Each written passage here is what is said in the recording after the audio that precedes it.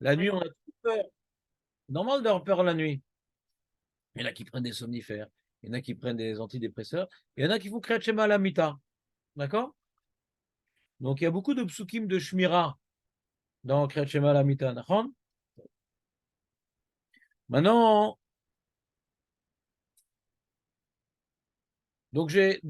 comme en plus, il y a des fois des hazakot dans la nuit, bon, vous n'avez pas été trop remué à Natania, non?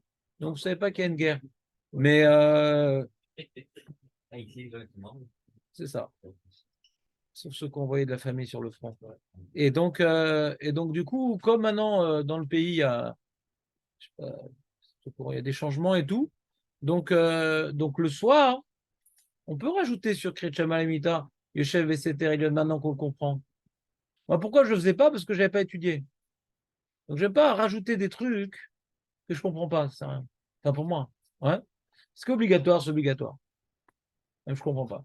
Parce que Kriyat Malamita, on a vu que c'était une amlatsa de Rabbi Shua ben Levi. C'est rapporté dans le Shulchan Aruch. Il y a des trucs rapportés au Shulchan Aruch qu'on ne fait pas, c'est le Kriyat Shema. Donc, moi, je faisais le Kriyat Shema, Birkat Hamapil. Maintenant qu'on a étudié Yoshev et Seter Elyon, et qu'on a besoin tout particulièrement de protection, ouais, durant cette période, on ne sait pas ce qui se passe. Il y a plein de Mechablim qui se promènent, il y a plein de. Enfin, plein. Il n'y en a pas beaucoup, Baruch Hashem, mais il y en a suffisamment pour prendre conscience qu'on a besoin de protection encore plus. J'ai mis au maximum le Masgan. Non, Ici, là, c'est. Baruch Hashem, bah, va dans le compartiment légumes. Fais comme Léon. Non, non, c'est la glace, ça concentre. Ouais, la glace, c'est de l'eau concentrée. Et moi aussi, je fais du bruit. On peut allumer celui au-dessus de nous. C'est pas Oui, mais j'en profite pas. Voilà. Maintenant, j'ai mis sur. Content, David? Et le Yoshev, c'était du soir, Il est incomplet. il est pas c'est ça. Non, alors, ce que j'étais content quand j'ai regardé hier soir hier soir le Yoshev et Setarian, j'étais content d'une chose. Ouais. C'est que moi, j'ai fait une décomposition du Yoshev et Setarian. Il y a deux parties dans le Yoshev et Setarian. Ouais. Après avoir. T'as pas reçu ta feuille? Non, mais j'avais reçu sur le truc. Non, alors tu as de la chance parce que ça, c'est la nouvelle version. Les autres privilégiés, ils ont la version bidon. Hein? Vous avez envoyé. T'as pas reçu la feuille? T'as oublié de la recevoir ou t'as oublié de la maison? Ah, tu ouvres une maison d'édition, tu veux? Non. Et t'en as reçu, toi? Attends, chaque jour, je fais une nouvelle version, je vais t'en imprimer. Attends, je vais finir imprimeur. Ouais. Ah, moi aussi, il a dit noir très bas. C'est pas comme ça dans les banlieues à Paris. C'est pas noir très bas. Ouais. Écoute, Julien. Oui, mais bon, des fois, ça marche pas. Qu'est-ce qu'il y a, Elie? Qu'est-ce qu'il y a?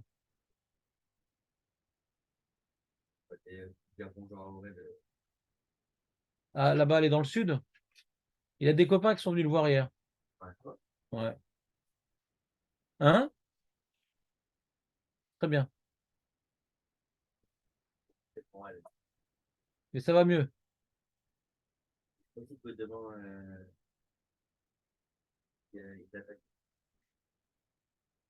Ouais. Et dans ce cas-là, on ne pourra plus lui rendre visite. Je crois que dès maintenant, je crois que si t'as pas un chaud ou un truc comme ça pour Ouais, c'est dangereux quand même. Dangereux. Donc, il faut voir. C'est une chelei de khatit. Quand ma femme, elle m'a dit, viens, on descend, etc. Truc. Il faut faire une chelei de khatit, parce que comme il y a une sakana, hein, est-ce que cette mitzvah-là justifie cette sakana? C'est une chelei de khatit, quoi. C'est Shrichei Ezeka, quand même. Il y a plein de missiles dans le sud. Donc, on ne dit pas Shalir mitzvah et non izokin quand c'est Shrichei Ezeka. Donc, il y a une chelei à faire. Un éloder. Moi, je dis, de toute façon, mon rôle, c'est de bechazek par la Torah. Il ne faut pas me trop disperser. Ouais. Mais c'est vrai que ça tente. On a envie d'aider, d'être présent, de les soutenir. C'est pour nous un besoin. C'est un devoir même. Mais alors, justement, je parle de besoin et pas de devoir parce qu'il faut voir si c'est un devoir. Je ne sais pas. C'est un livre donc. nous, les juifs religieux, on ne fait pas tout et n'importe quoi. Ouais. On fait selon la halakha. Si c'est permis, c'est un devoir. Si c'est interdit, c'est un issour.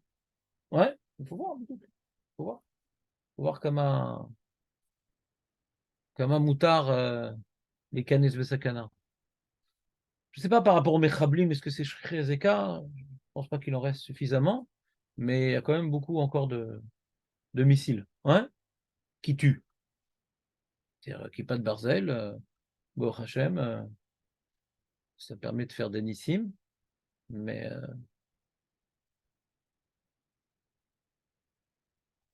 il y a eu des pertes. Donc Julien, hier, il est parti du Beth Midrash, ouais, en posant une question. Et je lui ai dit, c'est une bonne question, mais il était tard. Alors donc, à sa question, j'ai dit, le lendemain, il n'était pas tard, puisque c'est fini. Il m'a posé la question, il était 10h du matin, c'était pas si tard. Donc j'ai réétudié la question. À l'époque, j'avais vu que le Ravir, etc., qui avait fait un malheur, que je n'avais pas trop accroché, le Even Ezra, pas trop accroché. Et j'ai vu les autres Mefarshim. Donc sur la nouvelle feuille qu'on m'a volée, ouais, faut que je regarde sur l'écran, elle est où? Je sais que ça suffirait ce que j'allais imprimer en plus. Ouvrir, voilà, Yoshev Beseter Elion. Voilà. Donc dans la nouvelle version, la toute dernière, toute fraîche, qui sort du four, il y a un comme ça. What is the question? Ah, j'ai pas posé la question? Non, mais tout le monde a la question. Ouais. Lisez le dernier pasouk de Yoshev Beseter Elion. Il est marqué Orech Yamim Asbieu Ve'areu Bishuati.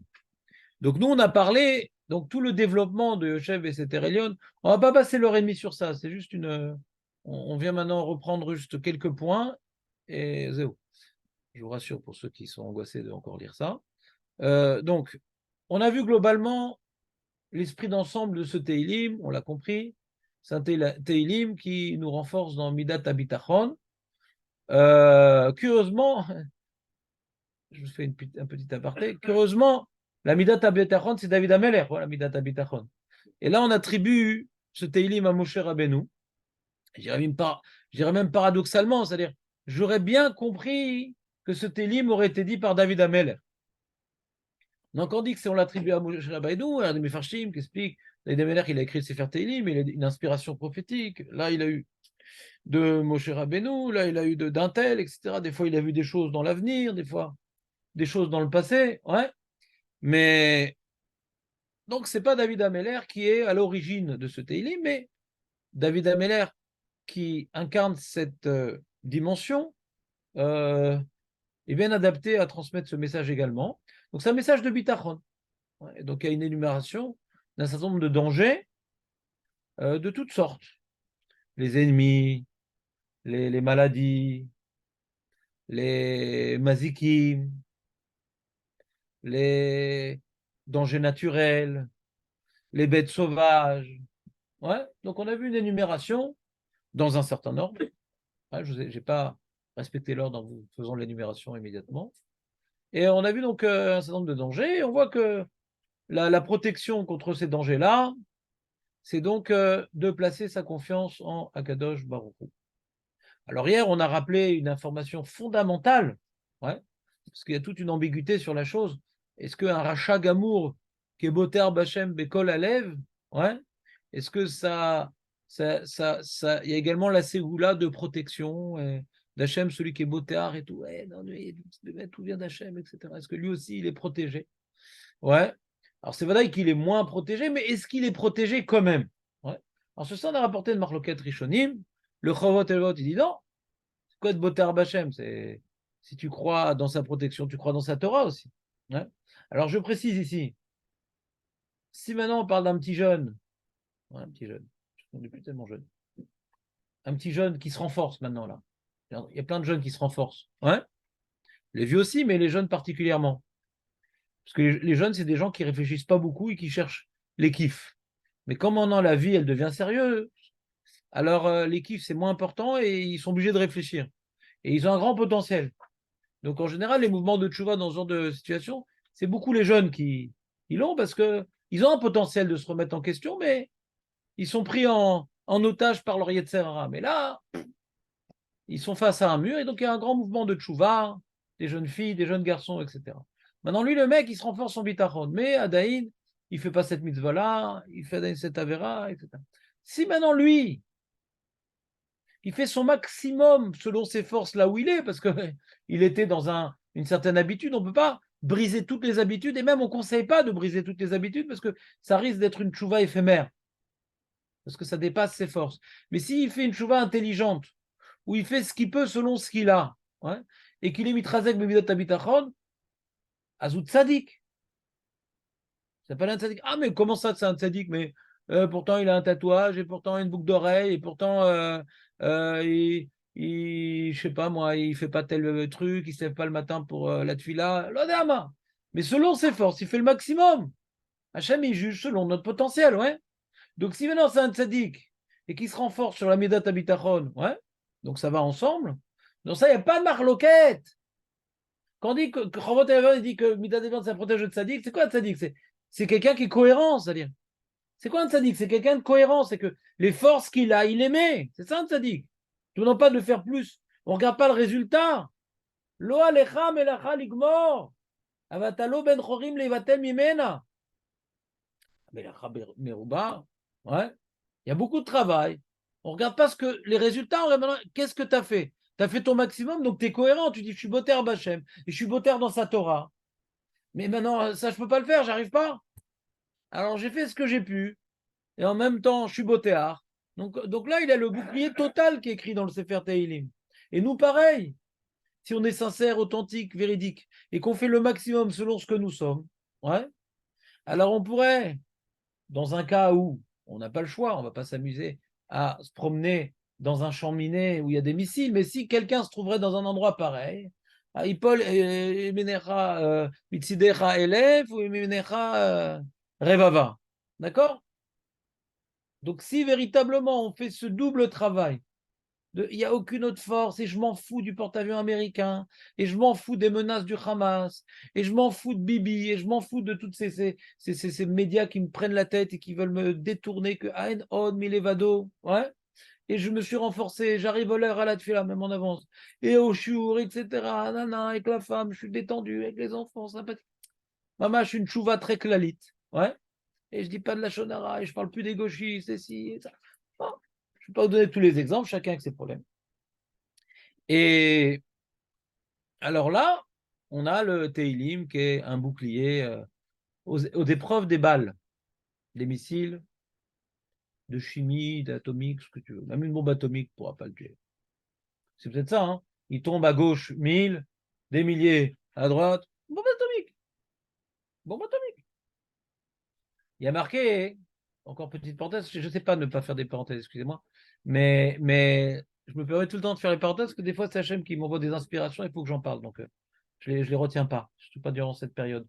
Et donc, on a vu, cette année, j'avais étudié particulièrement, pas avec vous, parce que des fois j'étudie même sans vous, c'est que l'Haftara de Sukkot. Je vous parle souvent de l'Haftara de Sukkot, vous vous rappelez ou pas? Comment? Non, non, de Sukkot. Premier jour de Sukkot. C'est simple, je vous explique c'est quoi cet Haftara en 2 minutes. En 2 minutes, bien sûr. On est dans le Sefer Zecharia. Et on est la fin du Sefer Zecharia. Sachez que le dernier des prophètes, il était parmi les Amshek Neset Agdola, Zecharia. Le dernier des prophètes, c'est Zecharia. C'est sauf à Nevoa Zechoa. Et c'est la fin de son Sefer. Donc c'est le mot de la fin. Qui parle de quoi? Ine Yamim Baim, Neum Hashem. De la fin. C'est le dernier prophète qui finit son livre qui parle de la fin. D'accord? Alors, c'est pas rigolo comme Haftara. Ouais, puisqu'on parle là-bas que de Gog et Magog. Ouais. Et que les Goïms, ils vont attaquer Jérusalem. Et qu'ils vont prendre avec eux une partie des Juifs. Qui s'appelle Yehuda. Ouais. Et qu'est-ce qui va se passer quand ils vont se retrouver devant Yerushalayim? Ouais. Il va avoir un miracle où il va avoir, je ne sais pas ce que c'est, peut-être une bombe atomique, ouais, c'est pas écrit, bien sûr. Et ils vont mourir les goyim, et tous les juifs qui ont été pris de force, ouais, Est-ce qu'ils ont été pris de force par les armes, ou ils étaient pris de force par les livres de philosophie qu'ils ont pris, qu'ils ont étudiés à l'université, est-ce qu'ils se sentent égo-goïm? Anilodéa. Ça veut dire quoi? Tu sais, un prophète, quand il voit des choses, ouais, il ne rentre pas dans les détails, parce que lui-même, il ne sait pas ce qu'il voit. Donc c'est pour ça que des fois, tu regardes les Mefarshim, il y a plein de pirouchim différents, parce que la prophétie elle-même, il a vu quelque chose, et il a... Et Rashi commence ce Sefer Zecharia, c'est pour comprendre cette paracha, j'ai dû lire tout le Sefer Zecharia. Ouais, pour un peu avoir une idée, quoi. Je ne vais pas étudier Beyoun, ouais. Il n'y a que 14 chapitres, ça va, c'est pas très long. Et donc, Rachid dit c'est des votes qu'on comprend pas très bien. Il commence sur ça, Rachid. Bémet, ça parle de choses qu'on comprend pas très bien. Et des fois, Bémet, le prophète, il peut avoir vu des tanks, des avions, il comprend pas c'est quoi. Il dit, j'ai vu des chevaux, des trucs. Ouais, il essaie d'interpréter. Ouais, il interprète avec ses moussagim, le prophète. Il ne peut pas parler de chars, d'avions, de bombes atomiques. Il ne peut pas parler de choses comme ça. Ouais, il comprend ce qu'il comprend, ouais. Il traduit avec des termes qu'il comprend. D'accord? Et donc les Mefarshim, les Rishonim, il y a certaines choses qu'ils ne comprennent pas. Et nous, peut-être, on peut comprendre, ouais, vu la situation dans laquelle on est. Et donc, on n'est pas là pour interpréter les prophéties, on n'est rien. Ouais. Mais si ça nous renforce, on peut au moins essayer. Et là-bas, je vois hein, que quand ils sont devant Jérusalem, avec une partie des Juifs qui mènent les combats contre Jérusalem, eh bien, il y a donc une Maca où qu'est-ce qui se passe? Ils vont mourir, les Goïms, et Yehuda, ils vont être intacts. C'est-à-dire les Juifs qui sont venus se battre contre les Juifs, il leur a rien arrivé. Et là, ils ont compris que c'est par le srout de Yerushalayim et de ceux qui sont dans Yerushalayim, et ils se sont retournés contre les Goïms et une grande victoire. Donc on voit, hein, comme on voit dans notre Teilim ici, ouais, un mec, il est au milieu, et il meurt autour, et lui, il n'a rien. Donc c'est Zev Shari, ouais. On la voit dans la Haftara de Zecharia, on la voit dans notre Passouk, Zev Shari.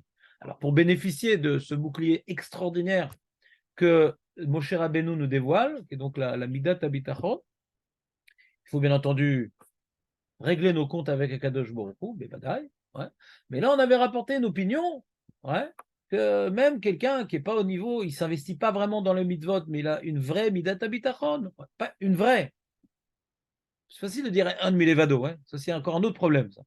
Oui, un Kol Bidishamay, un Kol Bidishamay. Mais quand même, mais pourquoi? Attends, mais pourquoi? Toi, tu entends des gens comme ça, je t'abarche, mais quand même, et non, mais non, voilà. Il a le droit de se poser des questions. Ah ben, il n'a pas de questions. Akol ba milemala. Akol letova. Akol. C'est pas les Arabes. Les Arabes, ils n'ont rien fait. Chaque personne qui est morte, c'est Adjourou qui les a tués. Et c'était décidé à Rosh Hashanah. Ayal Xera Klalit. J'ai lu un article du Rav Steinbourg. Vous avez vu cette histoire du Rav Moshe Steinbourg? Le Rav Moshe Steinbourg, c'est un des derniers Gadol de la génération précédente. Pourquoi je dis Gadol? Pas parce qu'il fait des brachot qui s'accomplissent, etc. Vous connaissez Rav Moshe Steinbourg? Vous entendez parler? Ouais. Il a écrit beaucoup de livres. Et c'est un descendant du Gaon de Vilna. Ouais. Et c'est un Gaon, quoi. C'est très intéressant. Moi, les shootim, je ne suis pas toujours très friand, c'est des halachot et tout. Lui, c'est vraiment un bal ioun, un bal halacha. Il est très, très vieux. Je ne sais pas quel âge il a. C'est un des derniers de la génération précédente, ouais. Un des derniers. Et il a raconté dans la Shoah, quand ils ont appris au début, c'était à Simchat Torah, à Sukkot, il a raconté. Ouais. Et il y avait des gens qui étaient brûlés. Mais à Simchat Torah, il faut faire la Simchat Torah. Ils n'ont pas compris pourquoi il a parlé de ça. Il y a tout un discours qui a été rapporté dans un site. J'ai pas tout lu, mais Kaniré, il a dû sentir quelque chose parce qu'il ne comprenait pas pourquoi il parlait de la Shoah, Simchat Torah, un truc. Ouais. Parce que ce qui s'est passé à Simchat Torah, c'est la Shoah, ouais. Pas dans les mêmes pourcentages, bien entendu, Baruch Hashem. Mais ce qu'ils se sont permis de faire, c'est comme les nazis, quoi. C'est-à-dire, peut-être pire même. Parce que les nazis, encore, ils avaient des règles, ouais. Mais il n'y a pas de règles, quoi. C'est-à-dire, pire, pas pire, c'est difficile de donner un barème à ces gens. En tout cas, revenons sur la vision synthétique que je voulais vous partager avec vous aujourd'hui. Donc, encore une fois, donc on parle de Midat HaBitachon, encore une fois, on parle de Midat HaBitachon qui est accompagné d'un Bitachon dans la Torah. J'ai confiance en Hachem, j'ai confiance en la Torah. Donc la Torah, elle est vraie, Hachem, il est vrai, la Torah, elle est vraie. Donc je fais la Torah. Ça, c'est l'argument du Chovot et Levavot. On a rapporté l'argument du Sefer Emunah Bitachon aussi, qui dit non, même si je ne suis pas encore cohérent, mais le fait de m'attacher véritablement à Gejouchou, c'est-à-dire de mettre En Od Milevado, tout ce qui c'était chaque balle, elle a son adresse, chaque truc, nanan, tout ça. Alors c'est vrai que c'est compliqué, on a étudié un peu ce sujet en Youn, on a vu qu'il y a des fois des xéraklalites où des gens, ils n'auraient pas dû mourir, etc. Alors on a expliqué c'est quoi, comment ça se passe, ils n'auraient pas dû mourir.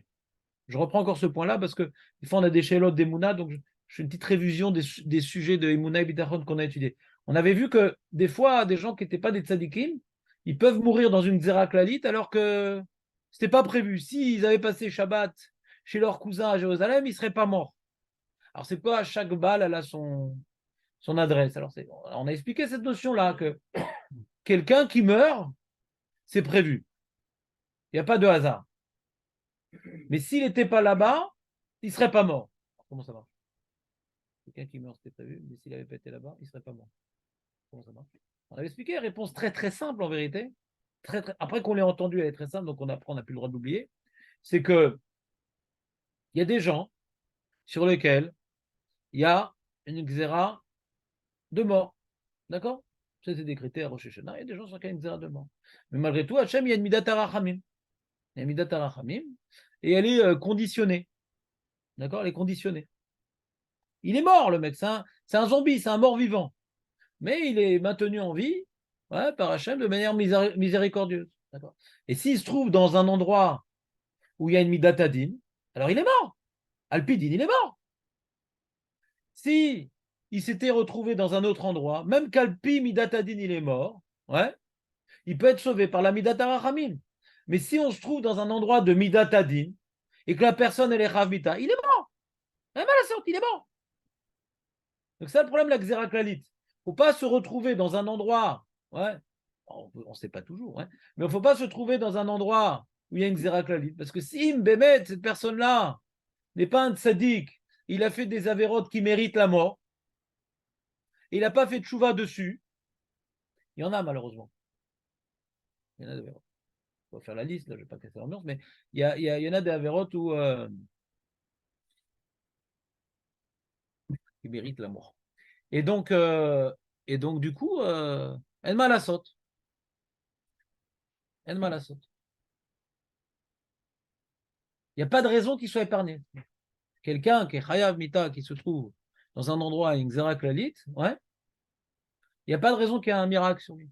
D'autres personnes, ce n'était pas Nixar sur eux la mort. On entend de plus en plus des Sipurim d'épargnades miraculeuses. Là, il y a Nixar là. Pourquoi? Pourtant, ce n'est pas tellement de sadique. Oh, Srutavot, ce que vont devenir ses enfants, il a fait une mitzvah particulière, il a encore un rôle à jouer. L'ODA, c'est des cheshbonot impossible. Même l'intelligence artificielle ne peut pas comprendre ces cheshbonot, il y a trop de paramètres. Ouais, il y a trop de paramètres. Mais en tout cas, une chose est sûre, que un des éléments qui permet à quelqu'un, une chose est sûre, d'après le Talmid Arashba, qui dit que Midat Abitachon Amitit protège des dangers. Donc même quelqu'un qui se trouve dans un endroit une Xera Klalit, et qui est lui-même Chayav Mita, s'il est véritablement, il met ses mains, il met sa vie dans les mains d'Hachem, c'est un paramètre qui peut lui faire bénéficier d'un bouclier éphémère, ouais, malgré le fait qu'il est Chayav Mita, malgré le fait qu'il est dans une Xéraklalite. Sur ça, le Chavotelevot, il est Cholek. S'il n'a pas fait de chouva, non. Comprenez ou pas? J'étais clair ou moins clair encore qu'hier? Et donc, on a donc une notion de bitachon qui nous protège, et Chachamé nous zichronom livracha. Ils nous ont dit que ce Teilim-là, qui est intimement lié à Midat HaBitachon, il rajoute encore sur la Midat HaBitachon. Parce que c'est pas que tu as un bitachon, c'est un énorme milevado. Tu as un bitachon construit par un roi HaKodesh. C'est pour ça qu'il faut l'étudier pour comprendre c'est quoi la Midat HaBitachon. Comme ça, on accomplit une vraie Midat HaBitachon. C'est pour nous un mode d'emploi de Midat HaBitachon. Et ma conclusion de ce mode d'emploi, c'est que ce Teilim est coupé en deux parties. D'accord? Et j'étais content hier soir de voir dans mon Kretchama la Mita que Chazal aussi, ils ont coupé là où je me suis arrêté. J'ai vu après en vérité. Ouais. Parce que j'ai coupé, je crois, c'est au Passouk tête. C'est quel Passouk j'ai coupé? Tête, c'est ça. Ouais. Alors il y a une chez là que j'ai pas eu le temps de voir parce qu'on fait Chetzi Passouk. T'as vu, Julien? Oui. Qui attache Hachem Marcy. Le Passouk tête, ouais, on fait Chetzi Passouk. Est-ce que c'est pour nous faire un clin d'œil? Fais gaffe, il n'est pas terminé le Teilim, c'est l'odeur. Ouais. C'est là. Mais il y a certains, non, j'ai vu, on avait tué le sujet, dans certains poskim, ils disent, on ne dit pas Chetzi Passouk dans Teilim. Et l'explication qu'on avait donnée, vous vous rappelez? Parce que quand c'est derrière Tfila, hein, ouais, il n'y a pas Chetzi Passouk. C'est quand c'est derrière Limoud qu'il y a Chetzi Passouk. Vous vous rappelez de ce chilouk-là? Du Magan Avraham. Vous êtes avec moi ou pas? Je vous ai... Léon, t'es là. David, je suis là aussi. Et donc, c'est quoi les deux parties? Alors, ces deux parties, je reprends parce que c'est tout ce que j'ai travaillé dans ce Télim, c'est pour arriver à cette conclusion. Traduire les mots, bon, tout le monde peut le faire, mais d'arriver à cette conclusion-là, c'est ça qui m'a pris le plus de temps. C'est pour avoir relu, j'ai compris un truc. J'ai vu dans le Baal à Akeda une sorte de chilou comme ça, mais pas réparti de la même manière. Mais il m'a inspiré ce qu'il a dit. Il a dit on parle de différents niveaux de tzadikim. Tzadikim, c'est-à-dire on peut être tzaddik ou moins de tzaddik. C'est important ce que je suis en train de vous dire, faites gaffe. On croit toujours le tzaddik, c'est celui qui fait plus de mitzvot, moins de mitzvot. Ouais. C'est pas comme ça que ça marche. C'est-à-dire, les mitzvot, on doit tous les faire. Ouais. Mais le tzaddik, c'est celui qui est proche d'Hachem. Les mitzvot nous aident à être proche d'Hachem. Le tzaddik, c'est celui qui est proche d'Hachem. C'est pas uniquement, c'est un fonctionnaire. Et donc, ici, on parle de différents niveaux de tzidkout, c'est-à-dire de proximité à Dieu. D'accord? Donc, les mitzvot qu'on doit faire, alors, quelqu'un peut faire, selon son potentiel, les mêmes mitzvot, ils ont le même potentiel, ils font les mêmes mitzvot, mais un, il ressent la présence divine, l'autre, il ressent moins. Lui, c'est un tzaddik, et lui, c'est pas un tzaddik. C'est-à-dire, le terme tzaddik, racine, je ne rentre pas dans l'étymologie du terme tzaddik. Non, tzaddik, c'est je fais mes devoirs comme un fonctionnaire. Donc, oublions le terme tzaddik restreint. Ouais. Lui, c'est un ouais vachem, mais lui, c'est pas un vachem, mais ils font les mêmes mitzvot. D'accord. Les mitzvot, c'est fondamental. Mais c'est un tremplin aussi, pas que, mais c'est aussi un tremplin pour ressentir que, ben, regarde, par exemple, tu vois, on a appris plein d'alakhot à Rosh Hashanah, ouais, et à Kippour. Une des alakhot qu'on a appris, c'est que quand on sort du Beth Knesset, il faut se prosterner. Vous vous rappelez, on a parlé de ça. On a appris que avant de prier, il faut se laver les mains avec le kili.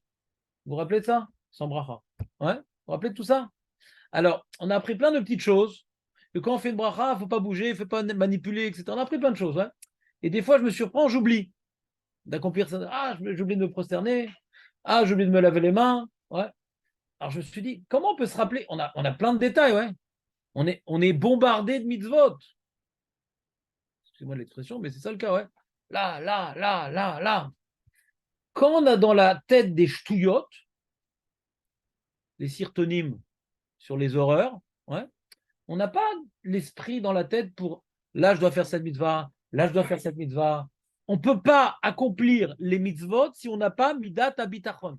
Parce qu'on n'a pas l'esprit libre pour servir Hachem. Vous entendez ce que je vous dis? Ça va dans les deux sens. Le fait d'avoir plein de mitzvot, ça fait que je dois être concentré sur les mitzvot et j'ai plus le temps de penser aux bêtises. Ça, c'est un premier sens. Et dans l'autre sens, quand je pense à des bêtises, alors j'oublie de faire les mitzvot. C'est dans les deux sens. Le m'efforcer à faire les mitzvot dans tous les cas de figure, ça me permet de ne pas mettre dans ma tête des ch'touillottes. Tous ces films affreux, etc., qui m'angoissent, qui me font peur, qui me fait croire que Hamas a un kohar, qui me fait croire que Tzal n'a pas de kohar. C'est vrai que Tzal n'a pas de kohar, c'est vrai que Hamas n'a pas de kohar, personne n'a du kohar. C'est que Akadosh Baruch Hu. Et ça ne doit pas me gêner, le kohar de Hamas ou le pas kohar de Tzal. Et si ça me gêne, alors je ne suis pas, comment dirais-je, libre pour accomplir les mitzvot. Je ne suis pas libre. C'est ça qu'on avait vu le pasouk dans Akev, que quand tu vas en guerre, n'aie pas peur des goyim, mais aie peur d'Hachem. C'est-à-dire, il faut faire de la place en soi pour avoir peur d'Hachem, pour penser à Hachem. Dès qu'on a peur des goyim, il explique le Rabbi Noéna, dès que tu as peur des goyim, c'est une shicha d'Akadosh Baruch Hu, c'est un oubli d'Hachem. Et moi, j'ai traduit ce message du Rabbi Noéna dans ma vie, que dès que maintenant, parce que ça me perturbe aussi, toutes ces choses-là, ouais. On est des êtres humains, ça me perturbe. Alors des fois, dans la tefila, mon esprit il s'envole, ou je pense à la guerre, etc. Mais c'est pas le moment, là, je suis en train maintenant de protéger des soldats. Donc encore une fois, il faut diminuer les images, il faut diminuer le bourrage de crâne, parce que faut être libre. Et comme maintenant je suis angoissé par la situation, alors j'oublie Hachem, et pour moi ça s'appelle j'oublie mes mitzvot. Donc j'oublie de me prosterner, j'oublie de faire des tadahim, j'oublie de ci, j'oublie de ça. Comprenez ou pas? En la nous brera. Il faut se déconnecter de la situation. Oui, mais il y a des choses qui se passent, il faut être au courant. Au courant de... C'est bon, on est au courant, quoi. Il faut savoir encore combien il y a de morts en plus et combien d'otages en plus. On a vraiment besoin de savoir, c'est-à-dire. Ça sert à quoi? Ça sert à quelque chose? Tu peux parler de ce message-là, mais oui, bien sûr, il faut savoir, c'est important. Bon, si les gens te répondent comme ça, ils insistent, laisse tomber, ça sert à rien. C'est-à-dire, tu parles pas avec un cerveau, tu parles avec un bide qui est complètement déstabilisé. On ne peut pas le critiquer. Comme je vous ai toujours dit, quelqu'un qui ne s'est pas renforcé en Emouna et en Torah avant l'épreuve, dans l'épreuve, il est paumé. Quand tu as étudié Emouna et Bitachon, comme nous, avant l'épreuve, alors même si on a du mal à ressortir nos enseignements en live, au moment on les a. Donc on peut arriver après le moment de déstabilisation, d'arriver à se remettre là où il faut être. Ouais. Mais celui Birklal qui n'a pas travaillé ses sougotes avant l'épreuve, dans l'épreuve, Enlo Ifsharou, parce qu'il dit non, mais qui m'appelle, tu ne peux plus parler avec lui. Il n'y a pas de place dans le cerveau. Vous comprenez ou pas? Donc nous qui avons étudié Mamash Beyoun et Mouna Bitachon, qui est un sujet pas simple. Alors maintenant, on est en épreuve. On est en épreuve. Est-ce qu'on met en pratique ce qu'on a étudié? Et donc, encore une fois, le ridouche du Rabbi Yonah que je vous avais lu avant-hier, c'est fondamental. Quand maintenant on est angoissé par ce qui se passe autour de nous, on oublie Dieu. Et je rajoute au message du Rabbi Yonah, on oublie nos mitzvot. D'accord? Donc, on n'a pas le droit d'être angoissé. La manière qu'un soldat, il n'a pas le droit d'être angoissé. On est d'accord qu'un soldat, il n'a pas le droit d'être angoissé? Est-ce qu'on est d'accord avec ça? D'accord? Dans la Torah, on dit qu'il est pas tour s'il a peur. S'il a peur, il est pas tour. Ouais? Aujourd'hui, on ne peut pas rendre pas tour tous ceux qui ont peur, il n'y aurait plus grand monde. Alors, les rabbinim, ils viennent maintenant les renforcer, eux-mêmes, ils se renforcent, ils chantent, etc. Mais si tu as peur, tu ne peux pas partir en guerre. Alors, eux, ils n'ont pas peur. Et nous, on a peur, mais c'est nous qui le protégeons. C'est nous qui les protégeons. Alors, qu'est-ce qu'on peut faire? Alors, il faut arrêter d'avoir peur. On a eu la première étape de traumatisme. Maintenant, c'est comme l'armée, elle a eu la première étape de balagan. Et maintenant, elle s'organise. Nous aussi, on a un balagan dans la tête. Maintenant, on s'organise. On a la deuxième étape maintenant. Et troisième étape, c'est la Géoula, Bezrat Hashem. Alors justement, c'est cette troisième étape qui est la Géoula. Avant de revenir à la question de Julien, je reprends le plan de ce Teilim-là. Donc on a dit il y a deux niveaux de bitachon. Premier niveau de bitachon, c'est le Dieu supérieur. Ouais. Yoshev Beseter Elion. Donc je m'établis dans l'abri du supérieur. Ouais. Donc Hachem, il reste supérieur. Il n'est pas à côté de moi. Il n'est pas à côté de moi, mais j'essaye maintenant de ressentir, ouais, qu'il agit dans ce monde. Je ne le sens pas à côté de moi, mais il agit dans ce monde, que tout provient de lui. Et donc, j'essaie de renforcer, ouais, mon émouna dans l'interventionnisme d'Hachem, moi qui suis dans ce monde ici-bas, de Hachem qui est dans les sphères supérieures. D'accord? Le monde inférieur, dans lequel nous vivons, est gouverné par Hachem qui est là-haut. D'accord? C'est un premier niveau. C'est un premier niveau qui nous apporte une certaine protection. Et deuxième niveau, avec l'explication du Rav Hirsch, Elion Samta Meonecha.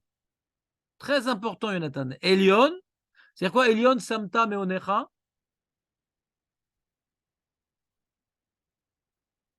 Donc on reprend Yoshev Beseter Elion. Ouais. Et là maintenant, c'est quoi? C'est que là-bas, vous vous rappelez, c'était quoi Yoshev Beseter Elion? C'est Moshe qui monte là-haut. Là, c'est pas Moshe. On demande, là, on te dit, voilà, essaie de te connecter avec une réalité qui est en haut. C'est ça, le chef Beseter Elion. Essaie de te connecter avec une réalité qui est en haut. Et là, quand on te dit Elion Samta Menora, non, tu fais descendre Hachem chez toi. C'est l'autre mouvement, ça va dans l'autre sens. Comprenez-vous pas ce que je veux dire? Et c'est quoi? C'est plus maintenant, je sens qu'il protège et que tout vient de lui, tout est l'exéro de lui. Il est là. Il est là. Il est dans mon cœur qui bat, il est dans mes poumons qui respirent, il est partout, il est là. Le Elion Samta, mais on est. Et là, on a vu qu'il y a des nafkaminotes. Le fait d'avoir un tel niveau, je dis comme ça, niveau super de Bitaron, être connecté à Dieu à chaque instant. Et je dis pas uniquement lors de la détresse, parce que là-haut, on voyait que c'était lors de la détresse, ouais. Il dit, il y a Tsilecha, mi par Yakouche, mi Dever avant. On parlait des cas de détresse. Ouais. Et là, hein, là, on parle que non, il n'est pas dans la détresse, mais il sent qu'Hachem est tellement proche de lui que le mal ne se rapproche pas de lui. C'est pas qu'il est dedans et qu'il a un bouclier. Vous voyez la nuance ou pas? Ça, c'est le yesod de ce Teilim. La New Dati. Vous comprenez ce que je veux dire ou pas? Il y a un mec qui est dans la détresse, d'accord? Il y a les sirènes, les trucs, etc. Il y a le Rav Abramski, mais son talit, hein, En Milevado, il est protégé dans la détresse. D'accord? C'est un mauvais exemple, Rav Abramski, parce que oui, je pense qu'il est au niveau 2. C'est bon, l'homme échané. C'est par exemple, nous, maintenant, on est dans nos pensées, dans nos angoisses, dans je sais pas quoi. Et puis, Tom, il y a un truc. Et là, on se renforce, on se renforce, on se renforce, on se renforce. Et on ouvre les yeux. Oh, Hachem, il y a un missile qui est tombé à côté de quelqu'un, il n'a pas explosé, il n'a rien eu. D'accord? Ça, c'est le premier niveau. Deuxième niveau, on sort dans la rue, on va à la maison, En on il est vado, bon Hachem, je respire, bon Hachem, truc, il est là, il est partout, il m'écoute, il est à côté de moi. Quand maintenant Hachem, il est à côté de toi, c'est déjà un niveau de sitcout complètement différent. Il y a des mots que tu ne vas pas dire, il y a des comportements que tu ne vas pas adopter, ouais, il y a des pensées que tu ne vas pas avoir. Donc, le fait que tu sens que Hachem, il est là, directement, ton avodat Hachem, elle est différente déjà. Ce qu'on appelle la, chez Viti, les Hachem, les Negdi Tamid, c'est-à-dire ce niveau-là, ça te plonge dans une dimension d'exploitation optimale de ton potentiel. Plus que ça, tu ne peux pas. C'est comme quand tu as les caméras ouais, sur l'autoroute. Tu ralentis. S'il n'y avait que des caméras, alors pourquoi j'achète une Mercedes? Ça ne sert plus à rien. Je peux acheter une Fiat. Ouais. Donc, et donc la première grande différence avec le premier niveau, le Bichlal, comme vous êtes des tzadikim, vous par exemple, vous êtes au deuxième niveau, il n'y a même pas de sirène chez vous. Le mal ne se rapproche même pas, il n'y a même pas de sirène. Première nafkamina. Deuxième nafkamina, c'est que c'est pas uniquement la mort, l'épidémie, les flèches, trucs. Non, le mec, il va même pas se tordre le pied. Des choses naturelles, quoi. Qui s'est levé le doigt? Qui s'est jamais tordu le pied ici? Toi, tu t'es jamais tordu le pied, hein, Julien? Tout le monde s'est tordu le pied. Toi, tu t'es jamais tordu le pied? Bon, il faut demander des brachot à Léon. Ouais. C'est que c'est un tzaddik gamour avec midat habitaron. C'est très fréquent qu'on se torde le pied. Pas très fréquent. Une fois dans sa vie. Il joue pas au foot. Ouais. Il fait pas les courses. Ouais. Il fait pas le ménage. Ouais. On monte pas sur les chaises. Il monte pas sur les chaises. Non, Léon, s'il te plaît. Ça nous dérange que tu sois le seul tzaddik ici. Il faut bien qu'on te règle ton compte. Ah, tzaddik Menatania. Tzaddik Menatania. Oh Hachem. Tellement on va dire qu'il est tzaddik qu'il va avoir les chevilles qui vont gonfler. Donc, ça qui a marqué ici, c'est qu'on a Hachem, celui maintenant qui vit l'intensité de la présence divine à chaque instant. Alors, il a des gardes du corps. Hachem lui envoie des anges, des gardes du corps. Des gardes du corps, ouais, qui soulèvent ses pieds. Donc, j'ai pensé à Stélim hier parce que hier, je suis parti au mariage du beau-frère de mon fils. Bon, c'est un petit ils ont tout annulé, ouais, bien sûr. Donc, il n'y avait que la famille et donc moi aussi. Et en sortant là-bas de la synagogue et tout, je me suis tordu le pied.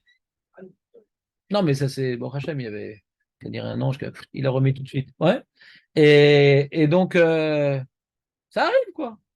Des fois, on comprend, bah, des fois, on se tord le pied, et tu dis, ah mince, non, après, tu vois, bon, ça va. J'ai eu ce problème. Des fois, on se fait mal au pied, comme ça, et après, oh, ou bien le mec, oh mince, et tout, ça commence à gonfler, nanana, nanana. Des fois, c'est la même douleur, hein. Je sais pas si j'ai juste cet exemple. La même douleur. Une fois, ça sort pas bien, et une fois, le lendemain matin, il n'y a plus rien. On se tord le pied, si je ne me trompe pas, c'est parce qu'on est tombé dans sa émouna. C'est possible, ça peut s'inscrire dans ce Teilim. D'accord? Autre mahala de celui qui vit avec Hachem. Comme c'est un proche d'Akadosh Baruch Hu, Hachem lui protège sa famille aussi. Ça va ni se rapprocher de lui, ouais, il y a marqué Venega lo ikrav be'oalecha. Même si sa famille n'est pas au niveau, même si sa femme et ses enfants ne sont pas au niveau de cette émouna, comme c'est un proche d'Akadosh Baruch Hu, alors Hachem ne veut pas qu'il ait de la peine, donc il protège aussi sa famille. C'est comme il y a marqué sur Hillel, vous vous rappelez Hillel? Hillel, c'est Midata Emuna. Hillel, c'est Midata Emuna, Hillel. Ouais. On en a parlé déjà de la Midata Emuna de Hillel. Hillel Azaken. Hillel. Et il y avait une fois, il a entendu un cri dans la ville, etc. Il y a eu un malheur. Il dit, c'est pas chez moi. Ça peut pas être dans ma maison. Il y a l'autre qui s'inspirait de ce verset. Quelqu'un qui est Bemouna, Bedvekut Bachem. Le Nega, Lo Ikrav Be'oaler. Et donc, je sais pas, je garde ta question au chaud, là, j'aimerais juste finir. J'ai peur de trop digresser, donc j'aimerais juste finir le plan et arriver à la question de Julien en fin de compte. Ouais. Et donc, le mec, non seulement il se blesse pas, non seulement sa famille est protégée, et en plus, sans faire attention, il écrase des lions. C'est marrant, le sol est beaucoup plus mou dans cette région. Ouais. Hein? Bah, je sais pas, le mec, il a marché sur une mine à Chamaï, mais elle saute pas, je sais pas moi. Ce que tu veux, traduis comme tu veux. Ce que tu veux. Il écrase les... Normalement, un lion, ouais, ça peut attaquer. Et quand on lui marche sur la queue, même s'il n'a pas faim, il attaque aussi. Et là, tu lui marches dessus, tranquille. C'est-à-dire, ça représente une situation. Ouais. On a donc le lion qui est le roi des animaux. On a le serpent qui est le rusé des animaux, ouais, qui mord. Eh bien, on ne peut pas marcher sur un serpent. On est d'accord, on ne peut pas marcher sur un serpent. On ne peut pas.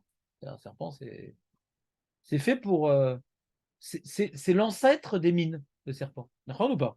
Il y a qui marche, il n'a pas vu, il marche pas, pouf, il se fait mort. D'accord? Et là, on te dit, tu marches dessus et tu les écrases. Ouais. C'est-à-dire, il y a des dangers qui sont dans la nature, ouais, et qui sont des dangers mortels, que normalement, dès que tu touches, tu meurs. Et là, non seulement tu meurs pas, tu ne te rends même pas compte que tu as marché dessus et tu les as détruits. Donc c'est vraiment le mec, il est dans un blindé. Il a les anges qui le blindent. Il est blindé de tous les côtés. D'accord? On a expliqué hier, c'est comme les ananées à Kavod. Et un gars, ça a tué les scorpions, ça a écrasé les montagnes. D'accord? Donc ni les pieds, ils vont être fatigués par les pierres, ni ils vont être mordus par les serpents ou les scorpions. Anané à Kavod. C'est bon ou pas?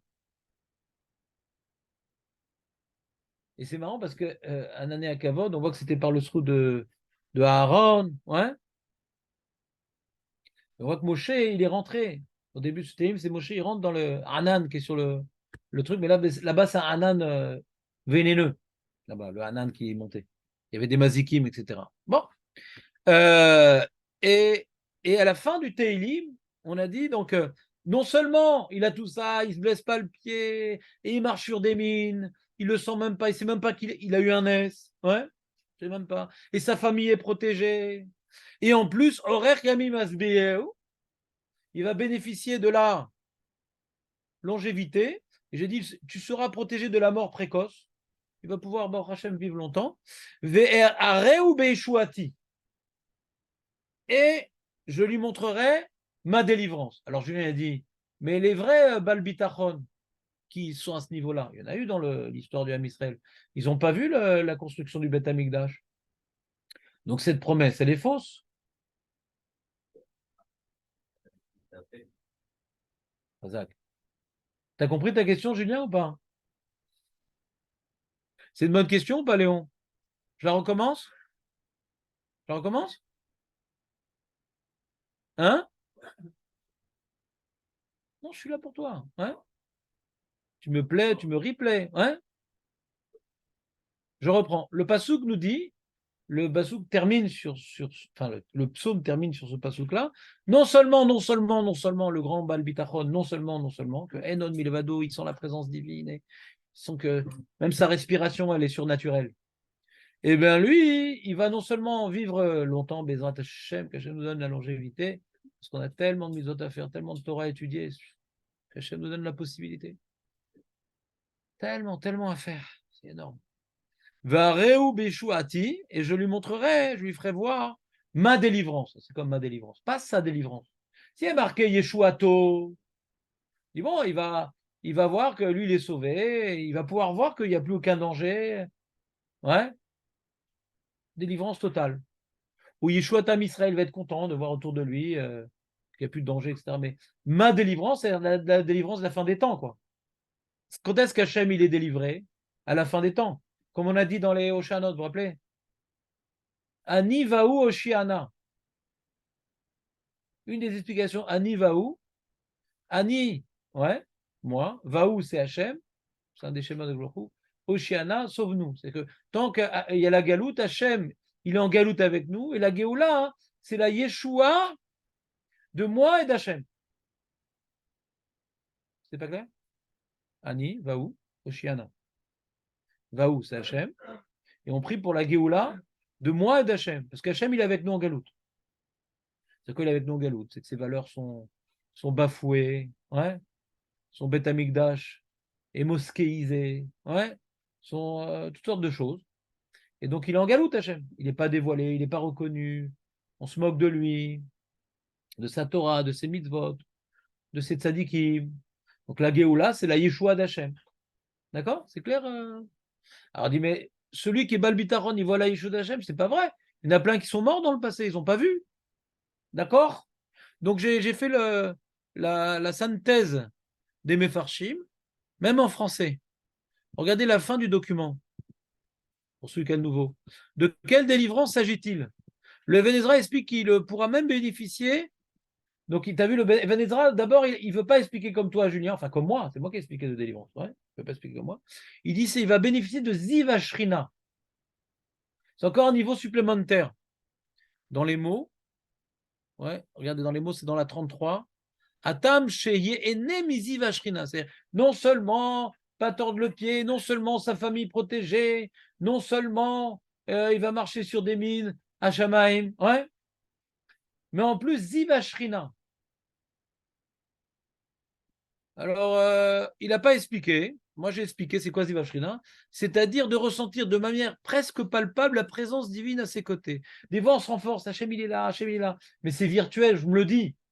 Et des fois, Bémet, ouais, des fois, celui qui fait ce travail-là, où il y a Chol Iskot, c'est-à-dire le Teilim finit par le summum même de Midata Bitachon, c'est que c'est plus du Bitachon, donc il y a un travail de faire abstraction de ce que je vois pour m'imaginer plus concrètement que Hachem il est là et qu'il n'y a que lui.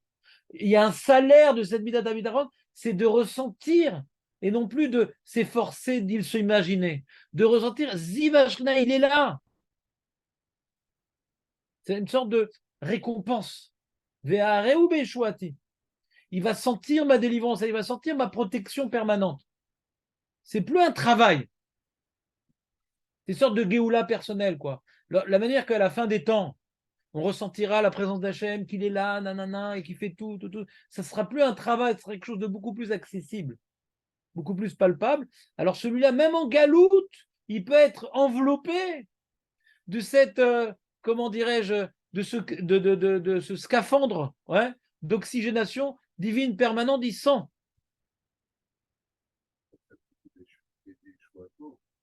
Yeshuati, il sent la Yeshua d'Hachem, c'est quoi?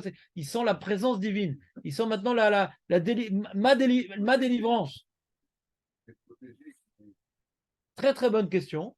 Alors moi, je comprends comme ça, c'est-à-dire tout endroit, très bonne question, tout endroit où maintenant on fait régner la présence divine, ouais. Alors on a d'autres. Pour répondre à ces questions, je reprends le Rav Moshe Cordovero, ouais, qui expliquait que le monde, la création du monde, c'est un tzimtzum. C'est quoi un tzimtzum? C'est avant Hachem, il remplissait le monde entier, ouais. C'est-à-dire il n'y avait que lui même avant la création. Et puis pour créer le monde, alors il a laissé une place à la matérialité. Et le travail de l'homme qui a été refusé, Adam, Noir, truc, nous, c'est notre travail à nous, c'est de conquérir. Qu'est-ce qu'ils ont fait l'armée? Ils ont reconquis, des villes. Nous, on a un travail de conquête. Le monde entier, il est rempli d'absence divine. D'accord? Tout endroit où on remplit la présence divine, c'est une conquête. C'est comme, je me rappelais quand j'étais petit, il y avait un jeu, un peintre et tout, il devait peindre des zones. Vous vous rappelez ce jeu ou pas? C'était des carrés et il devait entourer des carrés, ça peignait, tout ça. Je ne sais pas si vous vous rappelez. Bon, vous avez peut-être vu d'autres jeux en attendant vous, mais moi je suis resté sur les vintage. Ouais, et donc on a donc un tableau qui est noir. J'ai réussi à faire, par exemple, dans ma maison, elle est gouvernée que par Hachem. Il n'y a que Hachem dans ma maison. On ne parle pas d'Ashonara. Il n'y a pas de télé. Il n'y a pas d'Internet. Ouais. Il n'y a pas de problème de tsniout. Il n'y a pas de problème de shalom bayit. Ouais, c'est un endroit où Hachem y réside. Donc ce carré-là, il est rempli. Ouais. On a conquis ce territoire pour que Hachem puisse faire rayonner sa présence. Donc, c'est ou pas? C'est clair ou c'est abstrait? On a un travail de conquête. On a un djihad. On doit reconquérir le monde. Non pas par les armes, ouais, mais par la Emouna. Les mitzvot, bien sûr, comme on a dit, c'est un problème d'incohérence de Emouna et les mitzvot. Ouais. Donc, tout endroit où Hachem il est représenté de manière infaillible, c'est un endroit où Hachem y réside. C'est clair ou pas? C'est quoi Hachem? C'est des valeurs, c'est des mitzvot. Là où de manière infaillible, il y a tout le temps les mitzvot, tout le temps ses paroles, tout le temps, il est là. C'est un Detsimtsum. Il y a un Tzimtzum, il a effacé sa présence et nous maintenant on doit replacer Hachem dans le monde et conquérir ça. Alors d'abord on conquit notre cœur, notre corps, notre sechel. Après, ça se répand chez notre femme, nos enfants, notre maison, notre famille, notre shruna. On essaie de mashpia. C'est une conquête progressive, mais ça commence par nous-mêmes. Ouais. Déjà, il faut reconquérir le tzimtzum qui est en nous. D'accord? Donc on a 248 membres, on a 248 membres à reconquérir. Marqué qu'Avram Avinu, lui, il avait une conquête de ses 248 membres. Abraham, le était maître de son. Par la Brit Mila, il avait conquis, donc Hachem, il résidait en lui. Sa main, elle était pour faire des mitzvot. Ses yeux, c'était pour garder les choses positives.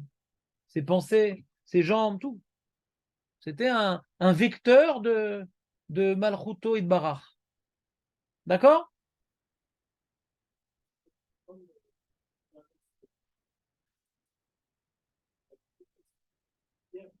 Ma guide de Brisk, ça n'existe pas. Ma guide de Brisk, je ne connaissais pas. Ma guide de Brisk? Hein? Oui, ma guide? Je ne connaissais pas cette nouvelle expression. D'accord, ça m'intéresse. C'est la même chose, vu que l'homme est jugé par rapport à ses yeux. Ses actions sont mises en place par rapport à ses yeux, par rapport à sa vision du monde. Plus on va avoir des choses chromiques, des choses matérielles, plus on va être dans l'antithèse du Zilachina qui parle hier. Plus on va voir des choses. Chazak. Plus forcément. Comme ça, il explique Ziva Shrina. Ouais, il dit que l'éclat de la Shrina. Si la personne ne voit pas des choses matérielles comme des choses de violence, tout ça, plus ils font une forme de scène là-bas, plus l'homme ne voit pas ça, plus il rentre dans les images finales qui est complètement triste. Ouais, donc c'est ce qu'on a dit. Il faut que nos yeux arrêtent de regarder le Hamas et Tzahal. Il faut que les yeux arrêtent de regarder Hamas, Tzahal, porte-avions. Il faut que nos yeux, ils aient vu, ouais, il y avait ce qui s'est passé à Simchat Torah. C'était pas le Hamas, c'était Rosh Hashanah. C'est les fruits de Rosh Hashanah, uniquement. C'est Akadosh Baruch Hu qui, dans le Kev, il a dû maintenant laisser la Midat Adin, ouais, faire son travail. C'est Hachem tout ça, mais Hachem, comme il nous aime, quand il doit nous punir, alors cachez-le. C'est comme le père qui doit punir son fils parce qu'il a pris une mauvaise direction. Ouais. Et on doit voir comme ça. C'est Hachem, c'est que Hachem. Celui qui voit les choses différemment, on ne peut pas dire qu'il a mis Bitachon. Il n'y a pas de Hamas, il n'y a pas de Hezbollah, il n'y a pas de Syriens, ouais, il n'y a rien. Il n'y a pas de Kalachnikov, il n'y a pas de bombe atomique en Iran, il n'y a rien. Il y a des mitzvot et il y a des averot. Il n'y a rien d'autre. Il y a des mitzvot et des averot.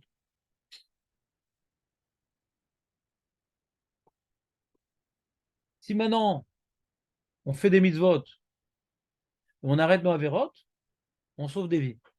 si on continue nos avérotes, on ne s'enfonce pas en mitzvot, on a du sang sur les mains. Après 120 ans, on nous montrera la liste de tous les soldats qu'on a tués.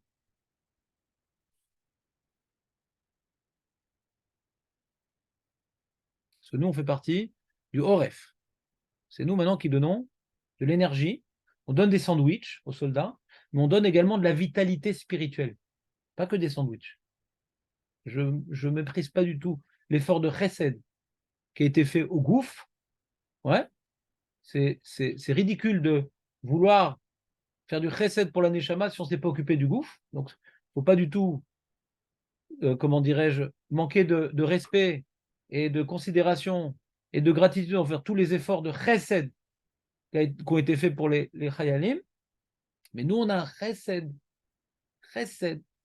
nafshi, nefesh, la neshama. De donner maintenant, ouais, plus on sentira que c'est nos frères. On a vu le vrai Baal Bitachon, il est protégé dans sa famille. Si c'est notre famille, c'est nos frères, ils ne vont pas pouvoir mourir. C'est notre famille. Comment on peut savoir si on n'est pas en période de Tsara nous-mêmes, par exemple ici à la première, et Qu'est-ce que ça change? Je n'ai pas compris, qu'est-ce que ça change? Je ne comprends pas ce que tu dis. Si on était dans le sud, on ne pas les revenir. Ça, non. On se travaille. On se projette. Comme moi, j'ai appelé quelqu'un hier, je lui ai dit voilà, comment ça va? Je suis fatigué, je n'ai pas dormi, nanana. Je pas réussi à me lever ce matin. Je dis, c'est quoi ça? Les soldats, ils se lèvent le matin, même quand ils sont fatigués pour aller à leur Kouda. C'est quoi, je suis fatigué? Tu te bouges. Il faut se projeter. Qu'est-ce que certaines personnes ont dû vivre? Ce que certaines personnes continuent à vivre? Ouais. Et que nous, nos efforts, ils sont ridicules par rapport à ce que d'autres personnes font. Ouais. Et donc, il y a toujours ce qu'on appelle d'Imman Moudrar. On doit toujours se projeter et s'imaginer, et grâce à ça, trouver des forces. Et on n'a aucune circonstance atténuante. Si aujourd'hui on arrive en retard à la tefila, on n'a aucune circonstance atténuante. Aucune. C'est-à-dire que c'est un manque de solidarité. C'est un manque de solidarité. Encore une fois, il dit non, mais j'ai donné des sandwichs et j'ai donné mon sang. Tu manques des mounas ou quoi? C'est important de faire ça. Mais le Icar, c'est ce qu'on a lu dans Steilim. C'est de protéger les Chayalim par le bitachon et par les mitzvot. Donc tu manques des mounas. Tu vois que le problème, c'est Hamas, c'est la solution, c'est Tzahal. Et Tzahal, c'est leur donner à manger. C'est un début, c'est Nishtadlout qu'il faut faire. Pas qu'on peut faire, qu'il faut faire. Mais ça ne suffit pas, sinon c'est des yeux qui manquent des mounas. Ce travail-là, il n'est pas suffisant. Il est obligatoire, mais il n'est pas suffisant. Il n'est pas facultatif. Il est obligatoire, ce travail-là, de donner des forces matérielles à Tzahal. Mais il n'est pas suffisant. Si on s'arrête là, c'est qu'on manque des mounas. Si on s'arrête là, c'est qu'on manque des mounas. Bezrat Hashem, on souhaite, ouais, pas détruire le Hamas. Il y a différents niveaux. Hein. On souhaite qu'il n'y ait plus d'attentats. Bon, ceux-là, ils ne sont pas très nombreux, ceux qui osent dire ça. Beaucoup, on entend parler, il faut détruire Hamas, etc. Deuxième niveau. Nous, on souhaite la Géoula. À Sofa, on s'en fout du Hamas. On s'en fout du Hamas. Il y a encore le Hezbollah, il y a encore l'Iran. On s'en fout. On veut faire tchouva pour pas détruire Hamas et se venger. Non, on ne veut pas se venger. On veut la Géoula. Si Hachem nous a mis une telle maca qu'on n'a pas vue depuis la Shoah. On n'a pas vu une telle maca depuis la Shoah. On n'a pas vu. On n'a pas vu. En quasi maca depuis la Shoah. En. Même la guerre de Kippour, ce n'était pas une telle maca. Des enfants, des femmes, des vieillards. Loya. C'est que on a eu le réveil de Corona. Bon. Moi personnellement, Corona, ça m'a aidé. Moi, j'ai fait tchouva sur certaines choses grâce au Corona. Ça m'a aidé. Pas suffisamment, mais j'ai commencé à me réveiller avec le Corona. Ouais, un petit peu. Ouais. Et donc, les maasés, là, pas tout le monde s'est réveillé avec le Corona. Ouais, pas tout le monde. Ou pas suffisamment, comme moi. Ouais. Et là, maintenant, Hachem nous demande, allez, il y a là. C'est pas par... Le Corona, c'était une histoire bizarre, quand même. Ce qui s'est passé à Simchat Torah, c'est une histoire bizarre, quand même. Ouais. Comment? Non, beaucoup de choses qu'on ne comprend pas. Hein? Pas uniquement des morts, on ne comprend pas. On comprend pas. Ouais? Tzahal, c'est quand même une des meilleures armées au monde. Ouais? Et pas parce que nous, on le dit dans les chiffres. Ouais? Et on a un service d'information et qui est meilleur peut-être que les Américains. Hein. Et ça fait plus d'1 an que les Arabes ils préparent cette histoire. Je sais pas, c'est l'autre Dvarim, Zélo Mouvan, ouais. Le Corona, Zélo Mouvan, ce qui s'est passé. Zélo Mouvan. Donc, on voit que celui qui n'a pas d'Emouna, alors, Misken Gadol, c'est-à-dire, Makoré. Donc, quand on voit les haftarot de Gog ou Magog, ça va pas être rigolo. Mais celui chez Boter Bachem, c'est pas que ça va être rigolo. Mais en tout cas, il finira le film. On n'aime pas voir un film sans voir la fin. Nous, on verra la fin du film, si on arrive véritablement à continuer ce travail-là. Donc, c'est pas qu'on veut que le Hamas il disparaisse. On s'en fout du Hamas. On s'en fout du Hamas. C'est les envoyés d'Akadosh Baruch Hu. Qu'est-ce qu'on s'en fout? Ça n'aurait pas été le Hamas, ça aurait été le Hezbollah, ça n'aurait pas été le Hezbollah, ça aurait été un tsunami. Ça aurait été un tsunami. Hachem, il ne peut pas tuer 1000, 2000 personnes par un tsunami. Un tremblement de terre. C'est marqué tous les 100 ans en Israël, un tremblement de terre. Il n'y aurait plus un tremblement de terre, Nahon. Mais ça n'aurait pas fait tchouva de la même manière, un tremblement de terre, malheureusement. D'accord ou pas? D'accord? Parce que c'est fini maintenant, le tremblement de terre, on est tranquille.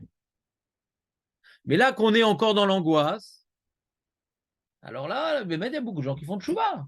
Mais ça aurait pu être un tremblement de terre. Donc c'est des pions, le Hamas. J'aime bien regarder qu'est-ce que je leur fais. Ça. Alors, Hamas, c'est bien, ça fait peur. Non. Je ne suis pas Dieu, je ne suis pas prophète. Ouais. On a des livres qui nous expliquent comment ça se passe globalement, les Dark Hachem. Et ayant étudié le sujet, été un peu imprégné des paramètres, je me permets de dire certaines élucubrations envisageables. Qui sont fausses, mais c'est envisageable. D'accord? Kitsour. Donc, le première réponse, Yeshuati. Pourquoi c'est Yeshuati? C'est la Yeshua d'Hachem. Parce qu'un homme qui donne un espace d'existence, entre guillemets, à Hachem dans ce monde matériel, c'est une Yeshua de la Shrina. Vous comprenez ou pas? Vous comprenez l'image maintenant un peu mieux? Léon. C'est un territoire conquis pour Hachem. Avant de vouloir conquérir Al-Aqsa, ouais, faut dire à la femme Al-Aqsa à mettre, ouais, et c'est Mouxé. D'accord? Première explication de Ben Ezra. Mais il était gêné par Yeshuati, il a dit le Ben Ezra, il dit Vezot Yeshua Tachem Behemet. Regarde ce qu'il rajoute le Ben Ezra. T'entends, Jonathan? Il dit Atam Sheyene Mizi Vashrina. Et le Ben Ezra, c'est pas un mystique, hein. C'est un rationaliste, le Ben Ezra.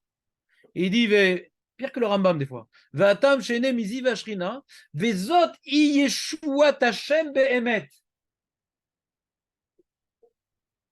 La Yeshua d'Hachem, c'est d'arriver à être dans Ziva Shrina. Parce qu'Hachem, il veut, ou Rotse les galotes. Donc, si moi j'arrive à dévoiler Hachem qui est en moi et qui est autour de moi, donc Hachem, il est délivré de l'obscurité dans laquelle nous l'avons plongé. Anivaou Oshiana. Anivaou Oshiana. C'est clair ou pas? Et nous, on souhaite, quand on fait les Nénoïm, que ce n'est pas uniquement moi qui vais connaître cette délivrance d'Hachem. Mais le monde entier, aux 4 points cardinaux, en bas, en haut. Il faut que ça se répande. Pas juste ça s'arrête à ma vie, à Souziva Afrina.